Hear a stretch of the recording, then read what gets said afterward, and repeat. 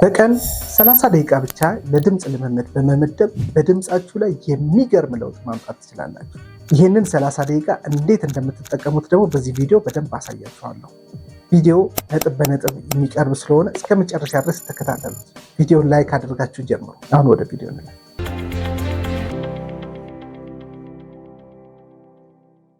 እንግዲህ ይህንን 30 ደቂቃ በአግባቡ እንድንጠቀም በደቂቃ እንከፋፍለዋለን።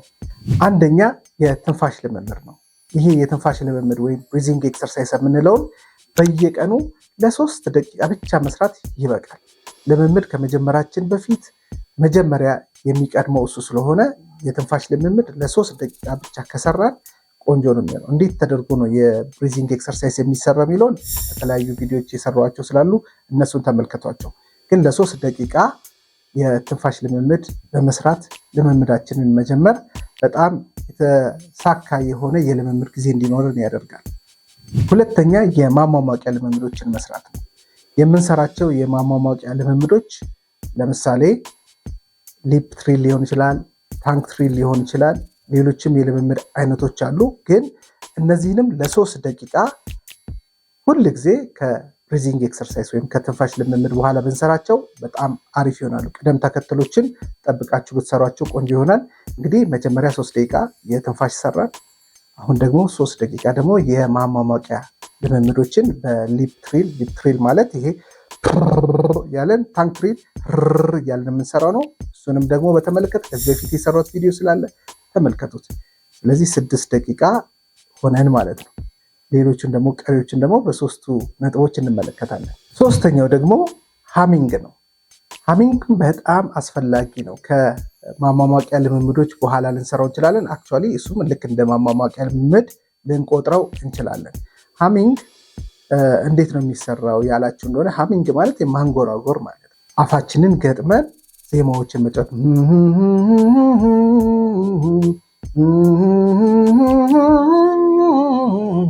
እንደዚህ የምንላቸው አሉ። ዜማዎች ሊሆኑ ይችላሉ። ኤኒቲንግ በቃ ማለት አፋችን ሳይከፈት አፋችን ተገጥሞ በውስጥ የምናንጎራጉረው ነው። ስኬሎችን፣ ሌሎች ነገሮችን፣ ዜማዎችን መስራት እንችላለን። ስለዚህ ይህንንም ደግሞ ለ3 ደቂቃ ወይም ለ4 ደቂቃ ብንሰራው ስንት ሆነ? 10 ደቂቃ እዚህ ተጠናቀቀ ማለት ነው። ሌሎች 20 ደቂቃዎች እና ከዛም በላይ በነገራችን ላይ 30 ጊዜ ካላችሁ ከዛም በላይ መጨመር ስላላችሁ፣ ግን 30 ውስጥ ግን እነዚህ ዋና የምንላቸው ነገሮች ስለሚካተቱ ነው። አራተኛ ስኬል መስራት ነው። ስኬል እንግዲህ ከሙዚቃ መሳሪያ ጋር አብሮ ነው የሚሰራው። የሙዚቃ መሳሪያ ያስፈልጋል ማለት ነው። ይሄ የሙዚቃ መሳሪያ ብዙ ሰው ላይኖረው ስለሚችል ኪቦርድ ምናልባት ስልካችሁ ላይ ካለ ስልካችሁ ላይ ተጠቅማችሁ መስራት ትችላላችሁ። እናንተ ደግሞ ያንን ስኬሎችን መጫወት ካልቻላችሁ ሌሎች እንደዚሁ የቮካል መስሪያ የተሰሩ ድምፆች አሉ። እነሱን ከፍታችሁ ከነሱ ጋር አብራችሁ መስራት ትችላላችሁ። በዚህ ሂደት ውስጥ የተለያዩ ቅኝቶችን ተስታ ሜጀር፣ አምባሰል፣ አንቾዬ፣ ባቲ እንዲሁም ደግሞ ሰከንድ፣ ፊቭዝ እያለን ሁሉንም አይነት ዲያቶኒክ፣ ፔንታቶኒክ እንሰራለን በየጊዜው ማለት ነው። ከመጀመሪያ ከአንደኛው ስኬል እንጀምራለን። ከዛ እየጨመረን ያልሰራናቸውን ስኬሎች እንሰራለን። ስለዚህ ስኬል መስራት አሪፍ ነው። ስኬል ስንሰራ ለምሳሌ ያክል እዚህ ጋር ፔንታቶኒክ ለመስራት ካሰበን እንደዚህ መስራት እንችላለን።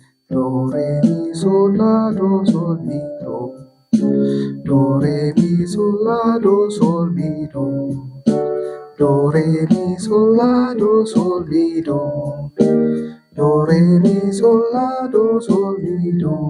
እንደዚህ ሪትም ቢኖረው አሪፍ ነው። እንደኔ በዛው ሪትምም ትለማመዳላችሁ።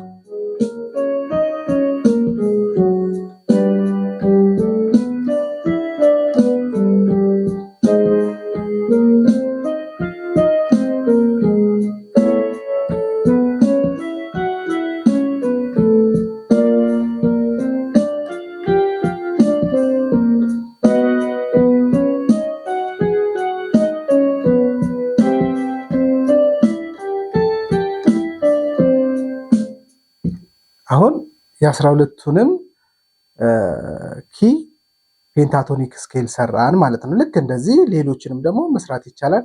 በነገራችን ላይ እንደዚህ አይነት ነገሮችን ከዚህ በፊት የሰራሁት አለ። አሁን ደግሞ ወደፊት ደግሞ ሰርቼ እለቅላችኋለሁ። ስኬሎችን ብቻ የምታጠኑባቸው ድምፆች እንደዚህ እየቀዳው እለቅላችኋለሁ። ተከታተሉ። ከእናንተ የሚጠበቀው እሱ ነው የሚሆነው ማለት ነው። አምስተኛ ደግሞ በልምምዳችሁ መጨረሻ ላይ የምትሰሩት እንግዲህ አሟሙቃችኋል፣ የትንፋሽ ልምምድ ሰርታችኋል፣ ሃሚንግ ሰርታችኋል፣ ስኬሎችን ሰርታችኋል። አሁን ደግሞ እነዚህ በሰራናቸው ስኬሎች ደግሞ የተሰሩ የተለያዩ ዜማዎች አሉ። እነሱን ዜማዎች መስራት ነው። ሶንጎችን ማጥናት ማለት ነው። መዝሙሮችን ሊሆን ይችላል። ሌሎችንም የምትሰሯቸውን ማጥናት የምትፈልጓቸውን ዜማዎች የምታጠኑበት ልምምድ ይሆናል ማለት ነው። እዚህ ላይ እንግዲህ የፈለጋችሁትን ሊሆን ይችላል፣ ግን ቀስ ብላችሁ እንደ ጀማሪ ቀስ ብሎ መጀመር ጥሩ ነው። ከዛ በኋላ ከበድ ያሉ ነገሮችን ማጥናት ይቻላል። ስለዚህ መዝሙሮችን፣ ዜማዎችን ማጥናት ነው አምስተኛ የሚሆነው። እንግዲህ ስታጠኑ መጀመሪያ ልብ ማለት ያለባችሁ ዜማውን ትክክለኛውን ዜማ መጫወታችሁን ነው። ትክክለኛውን ዜማ መረዳት ነው። መጀመሪያ እንግዲህ ከመስራት በፊት ማዳመጥ ይፈልጋል። ያንን ዜማ በትክክል እዛ ዜማ ውስጥ ያሉ ድምፆች መቅረት መጓደል የለባቸውም። ዜማውን መጫወታችንን አይደለም። ስለ ዜማዎች እንዴት እናጠናለን የሚለውን ሌላ ጊዜ ሌላ ቪዲዮ እሰራላችኋለሁ። እዛ ውስጥ ብዙ ነገሮች አሉ። ኪ ማለት ነው። በደንብ ዜማው የተሰራባቸው ድምፆች አሉ። ሪትም አለ። ሪትሙን መረዳት ሊሆን ይችላል። እዛ ውስጥ ኤክስፕሬሽን አለ።